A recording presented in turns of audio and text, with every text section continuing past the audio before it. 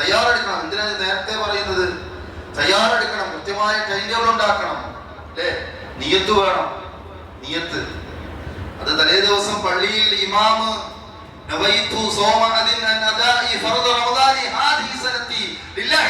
എന്ന നാവ് കൊണ്ട് പറഞ്ഞ് ബാക്കിയുള്ളവർ ഏറ്റുപറയുന്ന രീതിയല്ല. ഇങ്ങനെ പറഞ്ഞു പറയുന്ന എന്താണെന്ന് പോലും കേൾക്കുന്നവർക്ക് മനസ്സിലാവാത്ത രീതി അല്ല. നിയത്ത് വേണം. ഇന്നമല്ല അമാലു ബിന്നിയ്യ. നിയത്തുണ്ടെങ്കിലേ റബ്ബാ കർമ്മം സ്വീകരിക്കുകയുള്ളൂ. മനസ്സിൽ കരുതലാണ്.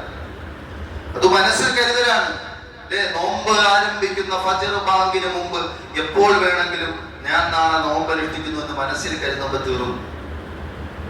ഇത്രയും സമയമുണ്ടല്ലോ. ഒരു ഓർമ്മപ്പെടുത്തലുകൾ ഉണ്ടാവുക എന്നതിനും അപ്പുറത്ത് നബി സല്ലല്ലാഹു അലൈഹി വസല്ലം പഠിപ്പിക്കാത്ത രീതിയിൽ ഒരാൾ പറയുന്നു, മറ്റുള്ളവർ ഏറ്റു പറയുന്നു. ആ രീതിയല്ല.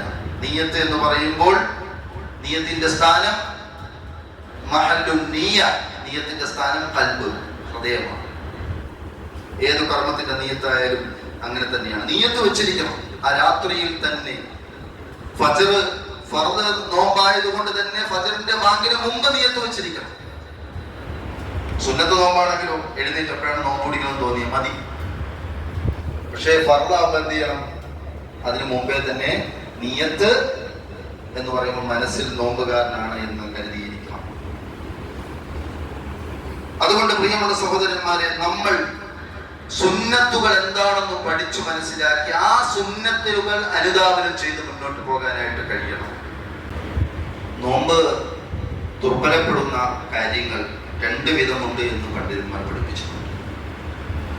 ഒന്നാമത്തത് നോമ്പ് ദുർബലപ്പെടുകയും പിന്നീട് നോറ്റുവീട്ടൽ നിർബന്ധമാവുകയും ചെയ്യുന്ന കാര്യങ്ങൾ. നോമ്പ് ദുർബലപ്പെട്ടു പോകും, അതിന് പകരമായി എന്ത് ചെയ്യണം? പിന്നീട് നോമ്പ് നോറ്റുവീട്ടണം. രണ്ട്, നോമ്പ് ദുർബലപ്പെടുത്തുകയും പിന്നീട് നോറ്റുവീട്ടുകയും അതിനോടൊപ്പം പ്രായശ്ചിത്തം നിർബന്ധമാവുകയും ചെയ്യുന്ന കാര്യം.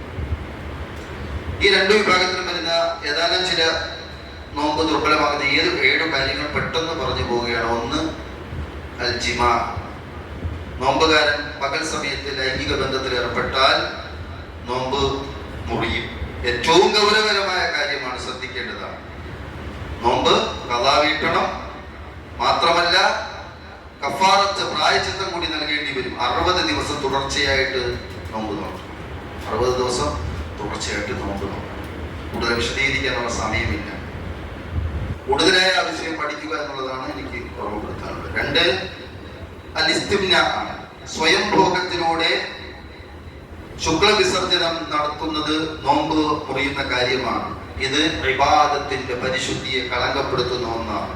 എന്നാൽ ഉറക്കത്തിൽ അറിയാതെ സ്വപ്നസ്ഖലനത്തിലൂടെ സംഭവിക്കുന്നത് ഇതിനെ ബാധിക്കുകയില്ല എന്നുള്ളത് പണ്ഡിതന്മാർ കൃത്യമായി പഠിപ്പിച്ചിട്ടുണ്ട്.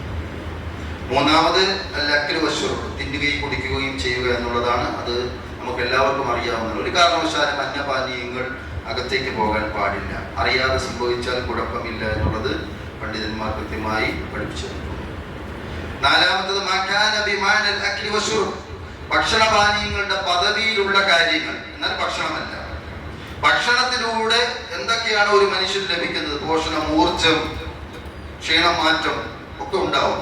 അങ്ങനെയുള്ള പോഷണം നൽകുന്ന ട്രിപ്പുകൾ, ഇഞ്ചക്ഷൻ, ഇത് വയറിൽ നേരിട്ട് ചെല്ലുന്നില്ലെങ്കിലും ബ്ലഡിലേക്ക് ചെല്ലുന്നുണ്ട്. അപ്പൊ ശരീരത്തിന് ഊർജം നൽകുന്നതിനാൽ നോമ്പ് മുറിയും എന്നത് പണ്ഡിതന്മാർ പഠിപ്പിച്ചിട്ടുണ്ട്. എന്നാൽ ചികിത്സയുടെ ഭാഗമായി സാധാരണയുള്ള ഇഞ്ചക്ഷനുകൾ നോമ്പ് മുറിയുക എന്നുള്ളത് പ്രബലമായ പണ്ഡിത അഭിപ്രായമാണ്.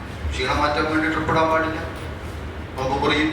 എന്നാൽ ചികിത്സയുടെ ഭാഗമായി നൽകുന്ന ഇഞ്ചക്ഷനുകളാകാം എന്നത് പ്രബലമായ പണ്ഡിത അഭിപ്രായമാണ്. അതിൽ അഭിപ്രായ വ്യത്യാസങ്ങളുണ്ട് എന്നുള്ളത് കൂട്ടത്തിൽ ഓർമ്മപ്പെടുത്തുകയാണ്.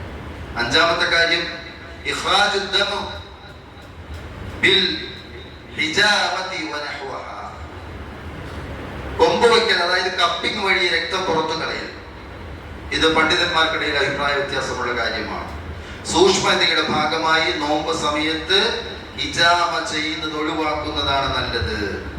ഇതുപോലെ തന്നെ കൂടുതൽ രക്തം ദാനം ചെയ്യുന്നതും അതിലൂടെ ആ നോമ്പുകാരന് അമിതമായ ക്ഷീണമുണ്ടായി നോമ്പ് അവസാനം ഒഴിവാക്കേണ്ടി വരുന്ന അവസ്ഥയും ഉണ്ടാകാൻ പാടില്ല.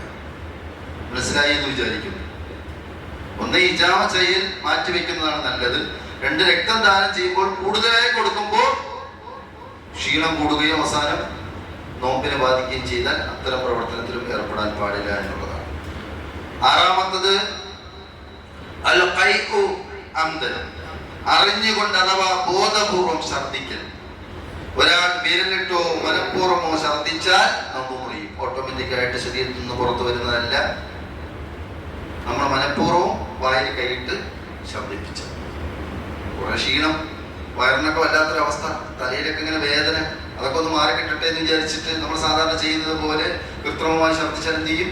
നോമ്പ് മുറിഞ്ഞു പോകും എന്നുള്ളത് മനസ്സിലാവും. 7-മത്തത് ഞാൻ നേരത്തെ തുടക്കത്തിൽ ചെറിയ രൂപത്തിൽ പറഞ്ഞു പോയി. സ്ത്രീകൾക്ക് ആർത്തവമോ പ്രസവമോ ഉണ്ടാകുന്നത് നോമ്പ് തുറക്കുന്നതിന് മുമ്പാണ് ഇത് സംഭവിക്കുന്നതെങ്കിൽ ആ നോമ്പ് മുറിയുന്നതാണ്. പിന്നീട് ഈ നോമ്പ് ഖളാ വീട്ടേണ്ടതാണ്. സഹോദരങ്ങളെ, നോമ്പ് മുറിയുന്ന കാര്യങ്ങൾ ആ പ്രധാനമായിട്ട് പറഞ്ഞിരിക്കേണ്ടത് ഒരു ഖുതുബയുടെ പരിമിതമായ